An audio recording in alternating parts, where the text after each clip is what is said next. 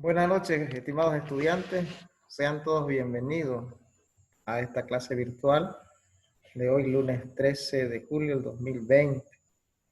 Como habíamos quedado en estos espacios, vamos a ir ya repasando los temas es decir, vamos a empezar de nuevo a hacer un repaso muy especial de todos los temas. Debe ser una dinámica diferente, haber concluido todo el avance y luego volver a repasar. Es la primera vez que lo hacemos y qué bien que ha sido con ustedes. ¿Me están escuchando? Sí, doctor, buenas noches. Buenas noches. Buenas noches. Positivo, lo estamos escuchando. Muy bien, entonces vamos a empezar a compartir la pantalla para ver las diapositivas que hemos alistado para esta oportunidad.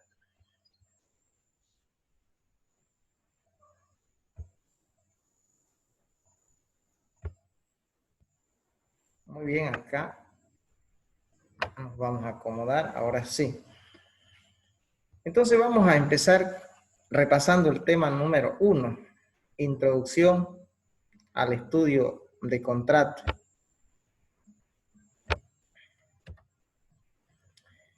Y vean ustedes, vamos a empezar ubicando la materia en el Código Civil. Y nuestro avance se va a centrar en la segunda parte del Código Civil, titulada de la fuente de las obligaciones. En el título 1 de los contratos en general, que parte del artículo 450 al 583. Y luego vamos a tocar simplemente una parte de los contratos en particular que está en el título 2 de esta segunda parte, contratos en particular, capítulo 1, y vamos a ver de la venta, que nosotros hemos llamado la compra-venta. En la sección 1, las disposiciones generales. Entonces, hasta ahí abarca nuestra materia de CJR 229, Derecho Civil 4. Y como ustedes han podido ver, ya hemos avanzado precisamente toda esta parte. Sigamos. Elementos del derecho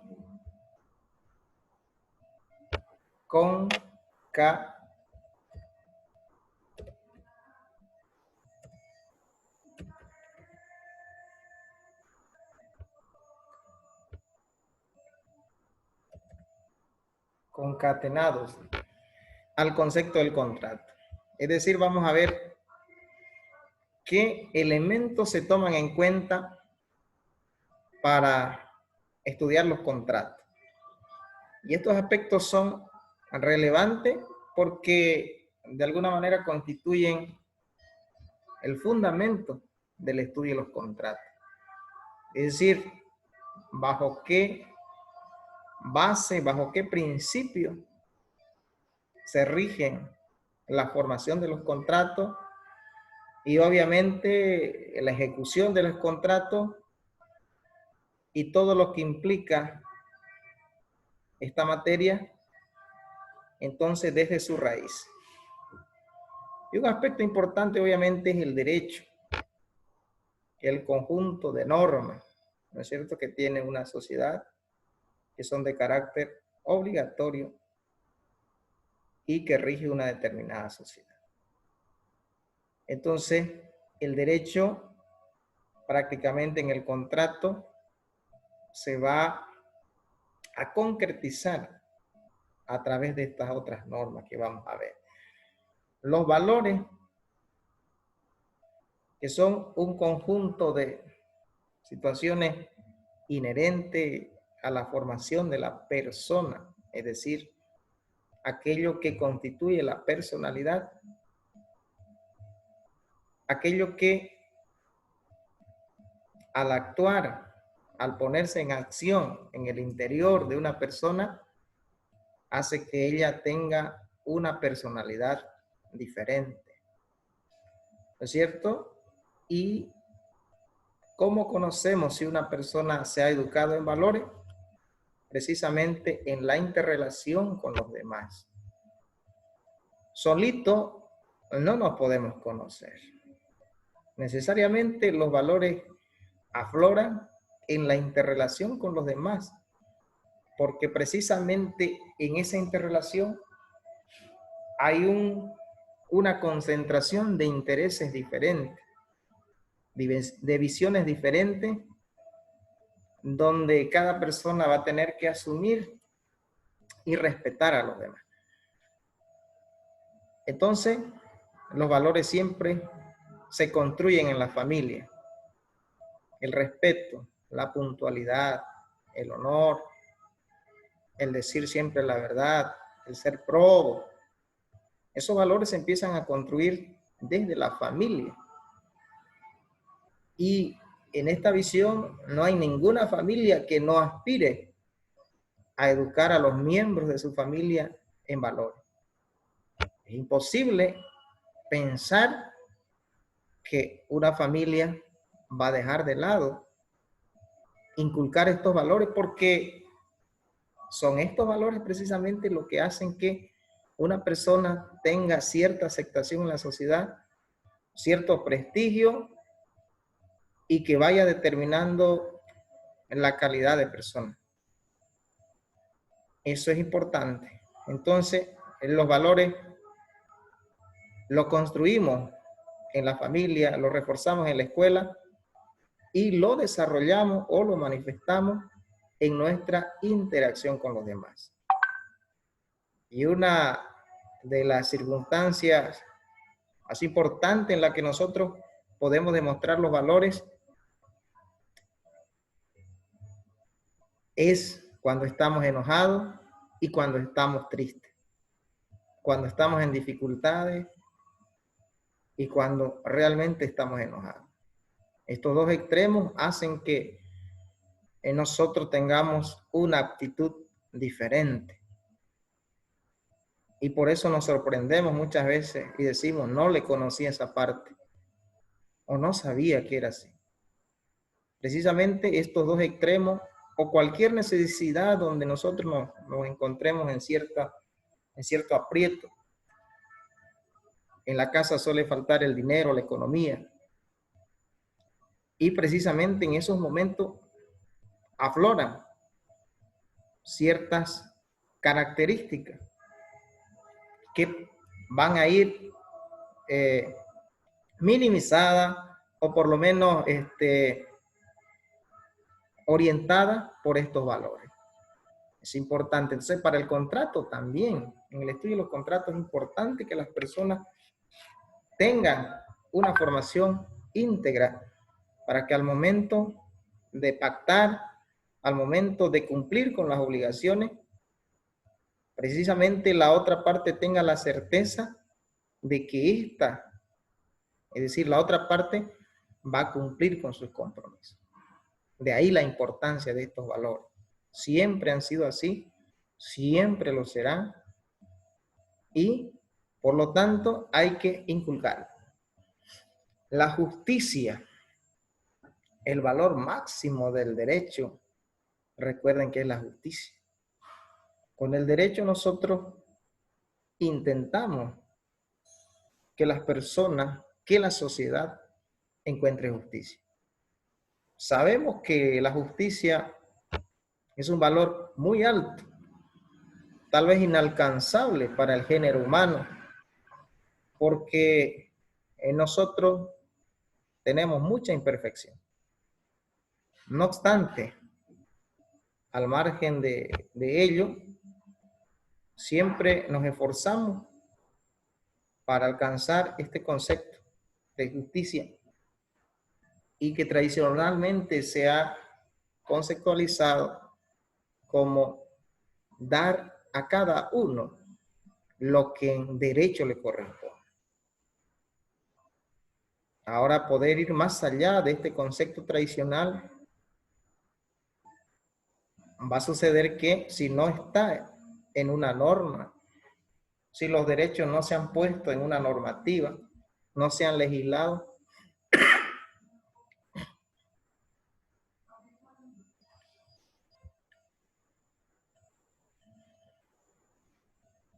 ¿cómo podemos hacer justicia? Y entonces, aquí surgen varios parámetros, ¿no es cierto? Y uno de ellos es que estamos ahora en la práctica de la verdad material frente a la verdad formal, y hay una serie de nueva configuración del modelo de justicia que se aplica en nuestro país, que intenta que la justicia precisamente alcance llegar hacia las personas más desposeídas. Entonces es un reto que nuestras legislaciones intentan alcanzar. Eso es la justicia, el valor máximo del derecho. Todo el derecho, el mecanismo, los mecanismos y el aparato de justicia, o el aparato más bien legislativo, van direccionados a encontrar la justicia. Y después tenemos la justicia conmutativa, que es otra forma de justicia. Y la justicia conmutativa también tiene que ver con los contratos y se debe entender como aquella que pone en igualdad absoluta a todas las personas independientemente de su condición. Es decir, aquí no hay ciudadanos de primera, ciudadanos de segunda, de tercera, ciudadanos muy estudiados, PH y otros analfabetos. La justicia conmutativa nos pone en un plano de igualdad, despojado de todos nuestros privilegios y de todos los posibles deméritos con que la sociedad pueda vernos. Por lo menos en teoría es una situación muy importante. En la práctica sabemos que difícilmente se logra la justicia conmutativa. Siempre hay personas que a la hora de contratar tienen la posibilidad de estar en ventaja respecto al otro. Y ustedes me podrán entender que esa ventaja significa la necesidad de la persona. Como pasa en un préstamo de dinero, donde el que va a imponer la norma del contrato y siempre va a estar en mejor posición es el que tiene el dinero para prestar.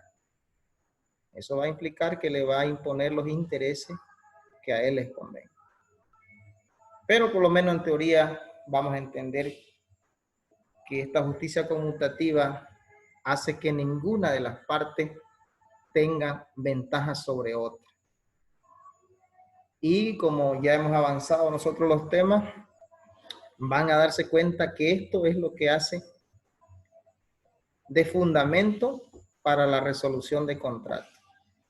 Cuando se presenta la excesiva onerosidad y las circunstancias que hemos visto donde hay un desequilibrio entre las partes, precisamente va a afectar esta justicia conmutativa, pues nadie debe recibir más de lo que da. Las contraprestaciones tienen que ser equitativas, amparado precisamente en esta justicia conmutativa. Cuando por circunstancias se origina una desigualdad, afectamos la justicia conmutativa y entonces la normativa tiene las salidas para poder hacer que las partes por lo menos puedan ajustar para volver el equilibrio o en su defecto a resolver el contrato, es decir, romper o terminar el vínculo jurídico que los ataba.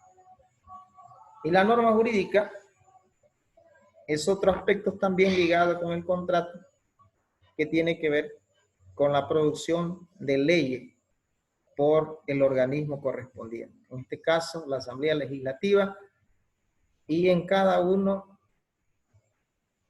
de la estructura de la administración departamental, municipal, cada uno corresponde entonces a la producción de estas normativas jurídicas que son de cumplimiento obligatorio y que al imponerse deben ser más bien observadas por todos, y dentro de estas normativas también rigen ciertos aspectos muy importantes que van a estar en armonía con el tema de contrato. En este caso, por ejemplo, nuestro Código Civil, pese a que regula el interés o el contrato privado, y entenderán ustedes que en el contrato privado rige la autonomía de la voluntad, donde las partes tienen la facultad de imponer la ley del contrato. Recuerden que esa autonomía de la voluntad no es absoluta, sino relativa, y las partes tienen que observar la normativa jurídica que rige y que pone los límites para las personas contratantes. Por último están los hechos jurídicos, que son acontecimientos, sea producidos por la naturaleza o producidos por el hombre, con un aspecto fundamental que debe tener consecuencias jurídicas. Y cuando digo que es producido por la naturaleza y producido por el hombre, podemos ya entender que dentro de la clasificación o el concepto más bien de hecho jurídico, también implícitamente está lo que es el acto jurídico.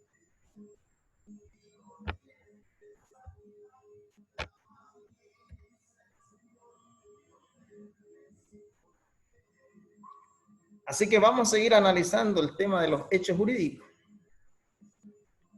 Los hechos jurídicos, fíjense ustedes acá he hecho un cuadro, pueden ser naturales y pueden ser voluntarios o humanos. Aquí es importante. Cuando son naturales, significa que la mano del hombre no está interviniendo ahí, sino que es consecuencia de la naturaleza. Podemos ver acá el ejemplo, el nacimiento. Aunque evidentemente hoy existe la posibilidad de hacer una planificación familiar y de establecer cuándo queremos tener un hijo, en qué tiempo y cuáles son nuestras condiciones, independientemente de eso, nosotros solamente podemos intentar, tenemos esas posibilidades de hacer esa planificación, pero finalmente la naturaleza va a determinar ese nacimiento, ¿no es cierto? Es consecuencia de una acción muy natural. Y luego la muerte también. De igual manera, hay métodos en las que se puede establecer la muerte por circunstancias muy excepcionales, pero sin embargo, en términos naturales, la muerte, que es el cese de todo el funcionamiento de nuestro sistema, entonces en un momento se produce, sea esta de forma natural. Y en este caso estamos hablando de forma natural, ¿no? Porque si la muerte llega por otros hechos, como un crimen o un accidente, ya estamos hablando de otras consecuencias. Estamos hablando del delito o delito culposo. Pero en el caso natural, la muerte finalmente llega en su momento, por una enfermedad o porque ya cumplimos el ciclo vital, es decir, somos muy ancianitos y finalmente morimos. Estos hechos son jurídicos. Otro hecho natural es la mayoridad, es decir, alcanzar la mayoría de edad. Recuerde que el tiempo, querramos o no, va a pasar inevitablemente. Así que todos los niños de hoy alcanzarán la mayoría de edad. Luego la adultez, la ancianidad y finalmente van a morir. Es un ciclo inevitable. Entonces, esto es natural. Nadie puede evitar llegar a la mayoría de edad estando vivo, ¿no es cierto? Entonces, todos estos aspectos son hechos jurídicos porque tienen consecuencias jurídicas. El nacimiento, cuando tú naces ya tienes derechos expectaticios, puedes ya participar de una herencia, ya eres tomado en cuenta en una herencia. La muerte, está el tema de la herencia también, se abre la sucesión a partir de la muerte. Y empiezan los herederos a hacerse cargo del patrimonio que ha dejado el decúbito quien ha muerto. Y la mayoría de edad significa que tú puedes ya empezar a actuar por sí mismo con plena capacidad jurídica y capacidad de obrar para que las personas actúen por sí mismas y puedan contraer obligaciones y también puedan hacer transferencias de forma válida. Entonces tienen consecuencias. Vamos ahora a ver los hechos voluntarios o humanos. Voluntarios porque aquí hay un aspecto muy importante. Aquí ya rige la voluntad. Y hay un detalle que yo siempre le he resaltado. Y cuando decimos el fundamento de los actos jurídicos es la voluntad. ¿No es cierto? Entonces los actos jurídicos siempre se parten de la voluntad. Y esa voluntad debe estar libre de vicio. Quien actúa, quien interviene en ese acto, tiene que tener capacidad. Es decir, su actuación debe estar saneada para que ese acto finalmente produzca consecuencias jurídicas.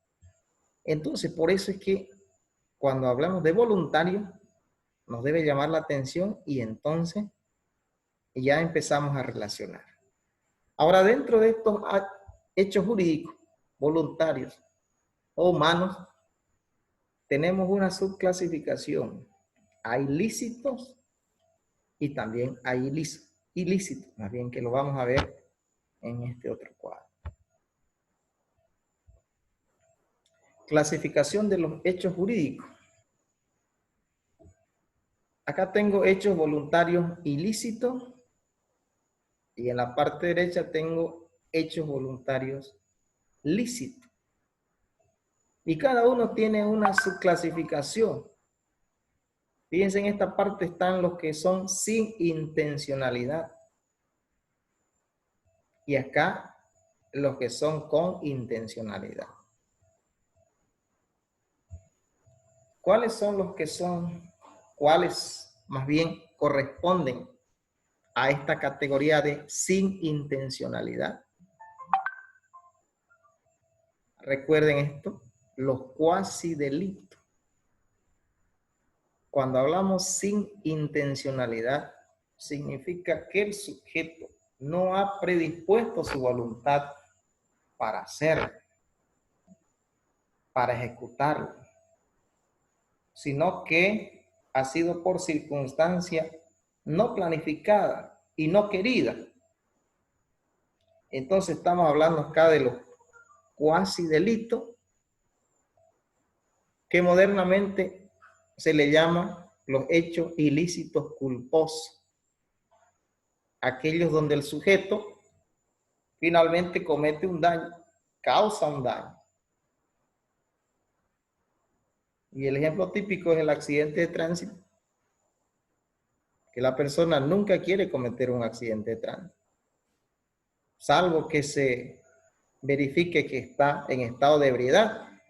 En ese caso la situación cambia, pero una persona que está normal, sana, por alguna circunstancia, se le frega el freno en una bajada, no puede esquivar y entonces comete un accidente de tránsito donde una persona sale lastimada con herida en diferentes proporcionalidades, en diferentes magnitudes. Entonces, a eso se le va a considerar un cuasi delito o un hecho ilícito culposo, donde no hay la intencionalidad de cometerlo. Pero finalmente la norma establece que quien comete o quien causa más bien un daño a otro, tiene la obligación de reparar. En ese caso también surgen obligaciones para reparar ese daño.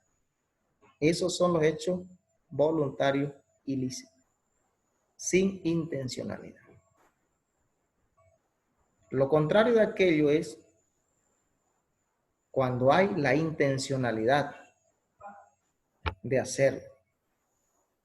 Y esto se llama delito.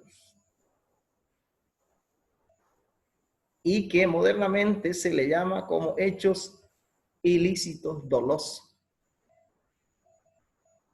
Y a estas alturas de su formación, comprenden perfectamente ustedes que un delito realmente implica una premeditación, implica una actuación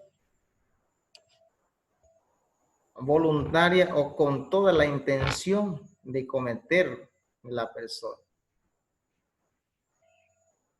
Y si ustedes recuerdan el inter criminis, donde la persona para cometer un delito hace una planificación previa y va reuniendo los materiales, va planificando cómo lo va a hacer, en qué momento, incluso hacen hasta croquis, van ideándolo, consiguiendo todos los materiales necesarios para el delito. Ese es el inter criminis o camino al crimen. Y en materia penal no se delinque o no se comete delito con el pensamiento. Cualquier persona que ha intentado o ha planificado un delito y finalmente desiste de ello, no pasa nada. Pero esa es la diferencia con los cuasi delitos y los delitos, que acá sí hay intencionalidad de hacerlo. Entonces aquí hay dolo, hay culpa. Hay la predisposición de la persona de cometer tal acto. En este caso también hay responsabilidad y doble. Recuerden que por los delitos causan dos responsabilidades o tienen dos responsabilidades. La persona, el sujeto va a responder por la pena y va a responder por un resarcimiento civil del daño. Es decir, hay posibilidades de que vaya a la cárcel a pagar la pena que se ha establecido para ese delito, siempre y cuando supere los 3 años. Caso contrario, se puede dar una salida alternativa o un procedimiento abreviado. Y finalmente, tiene que reparar el daño causado. Ahora veamos los hechos voluntarios lícitos.